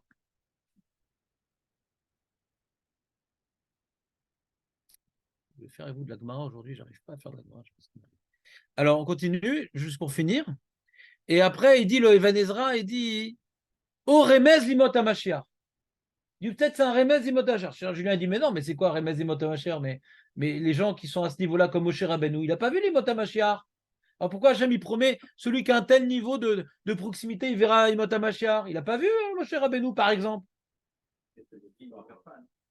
Ah oui, il n'est pas mort, Moshe Rabbeinu? Ah bon? Ah ouais? Attends, j'ai ouvert des tombes et tout, ils sont morts. Hein? Oui, mais c'est-à-dire quoi? Ils sont morts, les mains. C'est pour ça qu'on fait la Ilou Nishma, c'est pour ça qu'on fait un dernier Shama, ils sont morts. Mais leur impact sur le monde, il est encore là. Hein? Alors, il y a... Ouais, très bien. Alors, je vous ai rapporté le Radak. Donc, le Radak, il garde l'explication que je vous ai donnée hier, mais on donne la réponse. Donc, les Vénézuéliens ne le comprend pas. C'est la question de Julien. C'est quoi l'Imot HaMashiach? Mais tout celui qui arrive à tel niveau d'émouna, il n'arrive pas à l'Imot HaMashiach. Donc, c'est une promesse Chas Shalom, que Hachem n'aurait pas tenu Chas Shalom? Parce que là, c'est Hachem qui parle. Ouais. C'est Hachem qui parle. Hein. Donc, des fois, c'est Moshe Rabbeinu qui parle. Et des fois, c'est Hachem qui parle. Là, c'est Hachem qui parle. Hein. Beishuati. Pas Beishuato Idbarach, Beishuati. Alors, le Radak, il regarde ce qu'il dit Julien le Radak. Ouais. Orer Yamim Masbecha Baolam Azeh. Asbiu Orer Yamim. Ouais. Ou Baolam Haba Are Beishuati. Shetie Nafsho Noshat Lefanai. Ou Kulo Leolam Haba. Ouais. Ou bien son Nafsho. Ouais. Je vois pas très bien les deux différences entre Nafsho Noshat Lefanav au Kulo Lalamaba. Je n'ai pas bien la différence. Donc globalement, je n'ai pas bien compris la nuance dans le radar, mais globalement, il parle ici Yeshuati, c'est que tu seras au Lamaba. Sauvé, Yeshua, au passif. Le noun du passif. Nizok, Noshat. Tu seras sauvé, Noshat. Donc au Lamaba, on ne parle pas maintenant d'Imot Hamashiach d'après le Radak.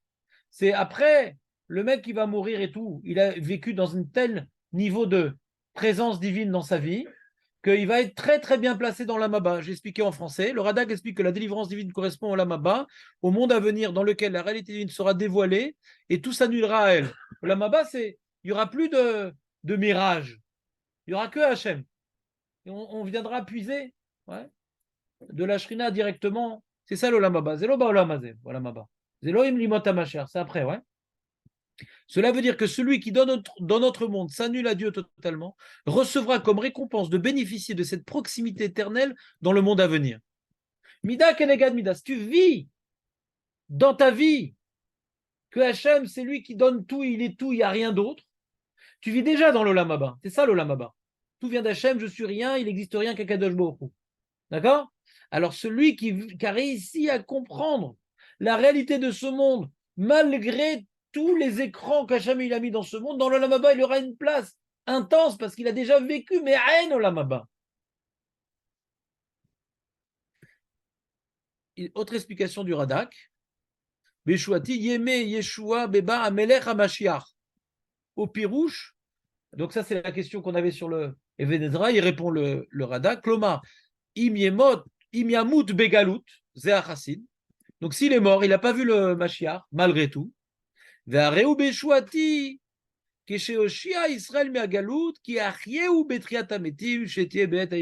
avais évoqué Triatametim au début. Donc c'est ça, on avait vu cette notion-là.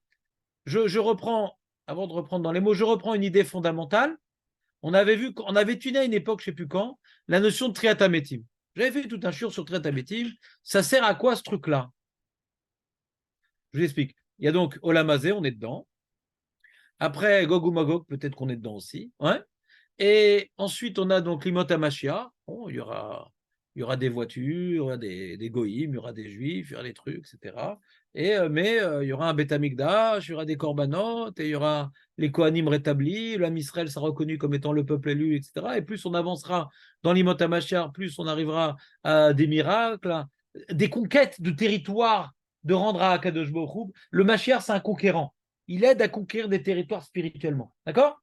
De plus en plus, ça s'étend. D'abord, il y aura une annulation des goïms où il aura plus de la possibilité, ma chère, de réaliser sa conquête spirituelle. Il n'y aura plus d'opposants. Ouais. Comment dire, Olata, Tikpot, Spia. Ouais. Le mal, il n'aura plus le droit de parole, donc le Machar pourra faire son travail, de rétablir la présence divine palpable dans le monde entier, même en Chine, même en Inde. Et qu'est-ce qui va se passer après l'Imot Mashiach? Yolam Haba. Non, il y a un truc au milieu. Il y a très bien, ça sert à quoi? C'est comme Olam Haba, d'après, il y a une marque de Chine. Olam Haba, c'est Olam Haneshamot, tu n'as plus de gouffre dans Olam Haba. Donc d'après l'opinion que dans Olam Haba, il n'y a plus de gouffre, c'est que des Neshamot. Ah, pourquoi besoin de Triatametim? Question terrible. Je ne sais plus, il y a une marque entre Ravad et Rambam, je ne me rappelle plus qui dit quoi. D'habitude, moi j'oublie tout. Ouais. En tout cas, je me rappelle qu'il y a une marloquette. Et donc j'avais posé la question en shiur, j'ai dit Bish Lama, d'après l'opinion qui dit que dans l'Amaba, il y a un gouffre qui profite de la spiritualité qui s'appelle l'Olamaba, parce que même le gouffre, il a participé au Mitzvot, donc il a une part aux jouissances du Olamaba. Ça, je comprends, Triatametim. Mais d'après l'opinion que dans, comment dirais-je, Olamaba, il n'y a plus de gouffre. Alors pourquoi Triatametim? Alors la Bravanel, il répond que non, Triatamétim, c'est pas pour le Lamaba, non. Parce qu'après Triatamétim, on est reséparé du corps pour être transformé en Neshamot, enfin pour être uniquement des Neshamot. Donc c'est pas pour le Lamaba, le Triatamétim, c'est pour Yemot HaMashiach. C'est tous les tzadikim qui n'ont pas pu faire toutes les mitzvot, qui n'ont pas pu aller au Beth Amikdash, qui n'ont pas pu suffisamment bien étudier le Torah parce qu'ils étaient perturbés, qui n'ont pas pu être mitkaper de la Haverot parce qu'ils n'ont pas pu arriver à apporter des korbanot. Toute la vodat Hachem qu'on peut faire dans la Lamazé, en galoute, on ne peut pas trop la faire. Donc Hachem, il donne aux tzadikim la possibilité de revivre quand il y aura le Mashiach, pour accomplir les mitzvot en étant vivant et pour profiter d'un grand Lamaba. Il dit, Mot HaMashiach, c'est un moment où on pourra faire plein de mitzvot. Et ces mitzvot-là, c'est ça qui va déterminer notre place dans la Maba. Parce que même à l'époque du Mashiach, il y en a qui feront un peu, il y en a qui feront beaucoup de mitzvot. Il y a des gens qui seront tzaddik, il y a des gens qui seront chassid. Ouais. Il y a des gens qui sont botéards, que Hachem il aide, ou il y a des gens qui sentent que Hachem il est avec eux. Il y aura encore la différence entre le bien et le mieux. Il n'y aura plus tellement de mal, mais il y aura le bien et le mieux. Il y aura les tzaddikim et les chassidim. Comme on voit dans Oufren. Tzadikim, Irou, Chassidim et Alozu. On voit les différents niveaux. Non? Vous vous rappelez ou pas du texte d'Oufren? Alors, qu'est-ce que tu dis hein? C'est qui ils vont voir ce qu'ils attendaient. Chassidim et Alozu. Simcha. Ils vont chanter d'allégresse. C'est clair ou pas ce qu'il dit le Radak? C'est celui qui a vécu dans une telle proximité avec Akadosh Baruch Hu, qui voulait tellement faire toutes les mitzvot, et tellement s'imprégner de la Torah, et tellement faire... Mais il était limité, vu les contingences matérielles, géopolitiques et galoutiques.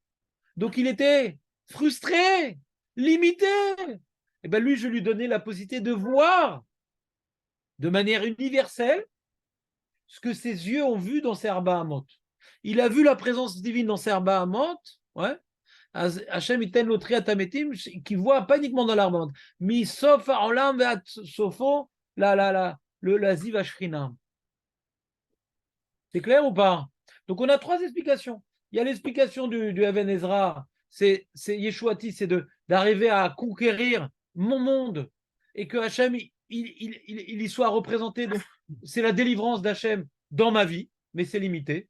C'est une enclave au milieu de l'obscurité. Autre explication, c'est l'imot HaMashiach.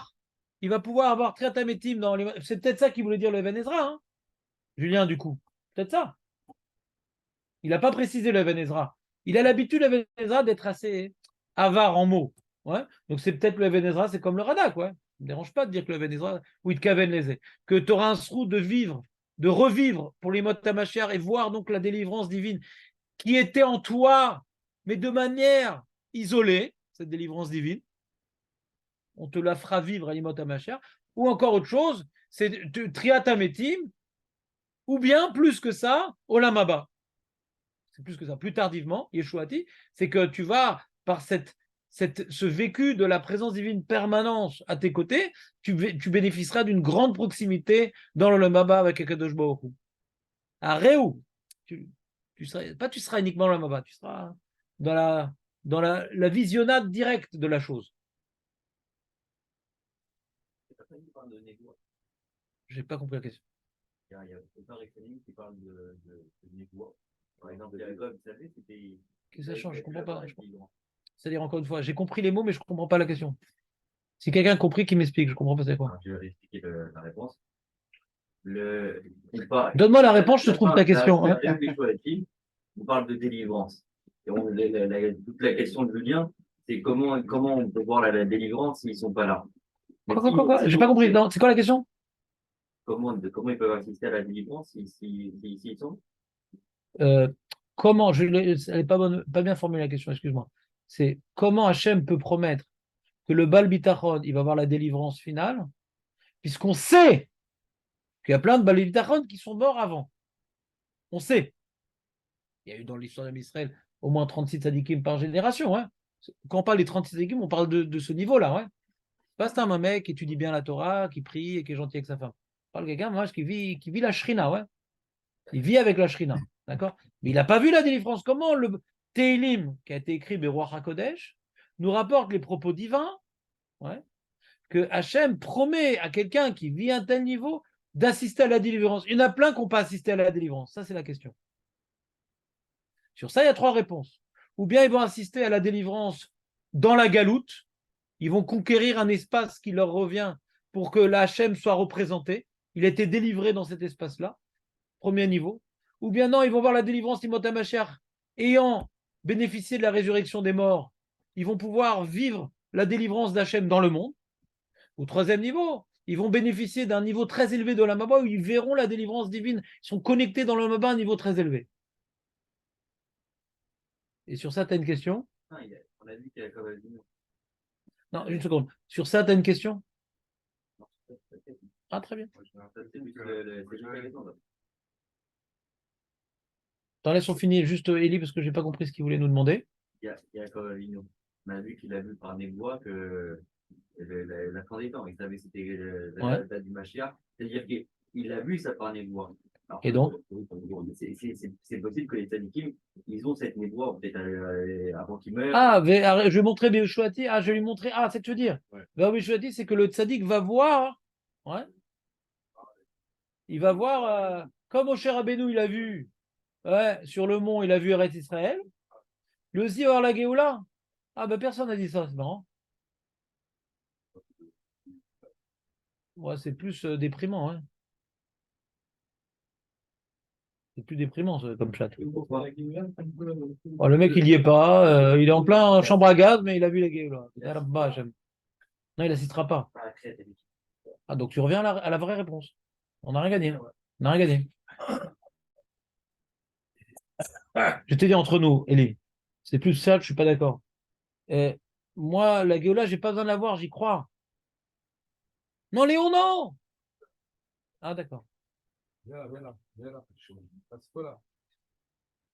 Non, aujourd'hui, tu restes jusqu'à 11h30 pour les Khayalim. T'expliqueras à ta femme, rétroactivement. T'as oublié que c'était 11h30 aujourd'hui? Ah, c'est vrai que normalement, dans la période, dans la semaine de Ben Azanim, on ne fait pas jusqu'à 11h30. Mais là, il n'y a pas de Ben Azanim cette année. Il n'y a pas. Tiens, d'accord, on va faire jusqu'à 11h30. Mais le Kitsour, tu comprends le problème? De voir la délivrance. C'est quoi ça? Il a un problème de bitachon. Qu'est-ce qu'il a besoin de voir la délivrance de Roi HaKodesh? Si maintenant il a un bitachon, il n'a pas besoin de le voir, il sait que ça y aura. Il a besoin d'y vivre. Quelqu'un qui n'a pas d'Emouna. Alors on lui montre une image. Ah, ben ça va se passer comme ça. Ah, ça le renforce. Tu comprends pas? C'est peut-être faux ce que je dis. Mais peut-être ça répond à la question pourquoi personne n'a dit ton chat. Dans toute la midote de Rosh Hashanah, dans toute la midote, on demande à Hachem D'y vivre. Pas de voir dans une petite lucarne virtuelle. Avec les lunettes, là, avec un téléphone, ils mettent des lunettes et tout. On va te faire visiter le Beth Amikdash avec les lunettes. Pourtant, il y a marqué Béatou, du chaud, ça ressemble.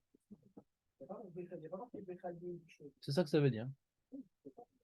Non, ça ne me pose vraiment pas cette question. Je suis vraiment désolé de ne pas aller dans votre sens, mais ça ne me pose pas du tout de problème. Quand je dis maintenant, je vais lui faire voir ma délivrance, le pshat, c'est que il va y vivre, quoi. Il va voir la délivrance.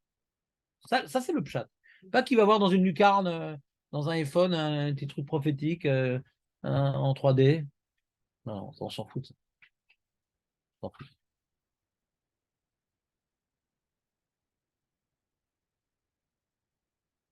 Disons qu'on s'en fout. S'il y avait un Rishon qui l'avait dit, ouais, je serais cassé la tête à comprendre c'est quoi l'intérêt de voir la délivrance. Ce que je ne comprends pas de tes propos, si c'était un Rishon qui l'avait dit, je me serais cassé la tête. Là, je ne connaissais pas ce moussag-là. De voir de manière prophétique la délivrance, c'est important, je ne comprends pas. Tiens, je vais me casser la tête. Et puisque je n'ai pas vu dans la Rishonim cette explication-là, je reste sur mon opposition à ce pshat. Ce que je ne comprends pas, a priori. Ça m'apporte de voir la délivrance. C'est une question sur Moshe Rabbeinu, hein. Qu'est-ce que ça a apporté de voir Eretz Israël, ouais. Mais c'est pas que ça lui a apporté, c'était Ouvda, ils ont vu. C'est pas que ça a apporté. Qui dit que c'est une récompense qu'il a vue? Toi, tu dis que c'est une récompense. De voir la Géoula Atida, toi, tu dis que c'est une récompense. Non, ça arrive qu'on voit la Géoula Atida, et c'est le cas de Irmiyahu, de Zecharia, de Yeshayahu. Tous ces prophètes-là, ils ont vu la Géoula. D'accord? En prophétie. Mais toi, tu dis que c'est ça la récompense. Une récompense. Là, on voit, c'est le summum ici. On est en fin du psaume, c'est le summum. Il aura non seulement Bolamazé, Arichut Yamim, et en plus, Ve'ereu Bishuati, la récompense. Qu'on puisse voir, en étant prophète, la fin des temps, c'est bien entendu quelque chose qui est arrivé à de nombreuses reprises, mais de dire que c'est le summum de la récompense, je dis, bon, c'est un peu frustrant, tu la vois, mais tu n'es pas dedans. C'est bon? Ben, je voulais faire de la Gemara aujourd'hui, c'est pas de ma faute. Hein. Je suis désolé. Vous n'avez pas dit pourquoi celui du soir, il est occupé à. Ouais, Je sais pas, Bémet, j'ai pas vu les Mefarshim qui parlaient de ça encore. Ouais. Mais moi, personnellement, vu l'explication qu'on a fait dans Taïm, David pose une question, David. non, c'est encore la question du Non, non. Alors, David pose une question que j'ai peut-être posée au début, mais que j'ai oubliée. Pourquoi le soir, on le coupe en deux? Non, ça, je ne parle pas de ça. Ah. Déjà, pourquoi maintenant on ne dit pas tout le Yoshev Beseter Elyon? Alors, d'après notre ilouk, ouais, on a maintenant deux niveaux de bitachon. Peut-être que la nuit, quand on va se coucher, ouais. Alors, la nuit, ça ressemble à la galoute, on se sent abandonné, on sent truc. Au moins incarne le niveau de Hachem qui est Elion, Ani Rotse, Largish ou Shomer Alay. Quand on va dormir, on est un peu dans la détresse. C'est pas un moment où on vit qu'on est avec Hachem, etc. C'est un moment où on se sent abandonné. On a expliqué la nuit, Domé la galoute, etc. Alors peut-être c'est le chef essaie, on prend la première partie qui concerne l'épreuve de la nuit. Parce que vous remarquerez d'ailleurs, ouais, vous remarquerez que dans la deuxième partie, ouais, dans la deuxième partie, ouais, Nahon, éphémérode. Dans la deuxième partie, on ne parle plus de nuit. Éphémérode. Toda David. Première partie, on te parle de Itlonan, c'est coucher la nuit. On te parle de, comment dirais-je, Lotira mi pachad laila. Ouais, mi dever beophelia alors. On parle des peurs de la nuit. Parce que c'est le monsieur, ouais, il est plongé dans la détresse et s'accroche à Hachem. Et la nuit, c'est une forme de détresse. D'accord? Vous êtes avec moi? Dans la deuxième partie, je ne suis plus dans la détresse. Donc, on ne parle plus de la nuit. Donc, c'est plus adapté à Kriyat Shema Lamita.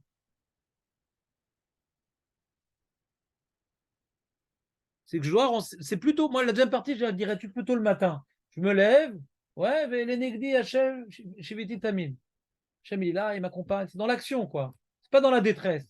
La deuxième partie, j'aurais dit plutôt le matin. Et d'ailleurs, Shabbat, on dit tout le Teilim de Hachem et Elion.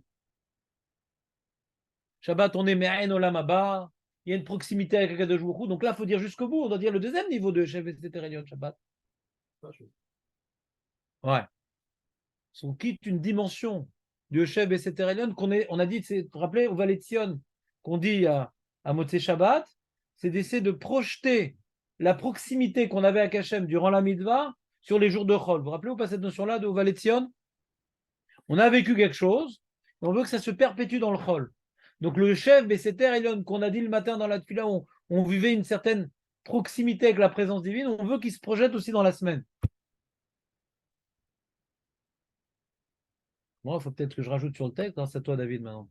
Je prends celui-là, je prends un truc demain. Voilà. Nouveau texte demain. Mais je suis embêté, j'ai plus de place. J'ai tout rempli. Moi, j'ai toujours une angoisse des feuilles, de l'encre et tout. Des fois, j'enlève certains pirouchim parce que ça ne rentre pas. Ouais. C'est débile, mais voilà. Je suis radin. Ouais.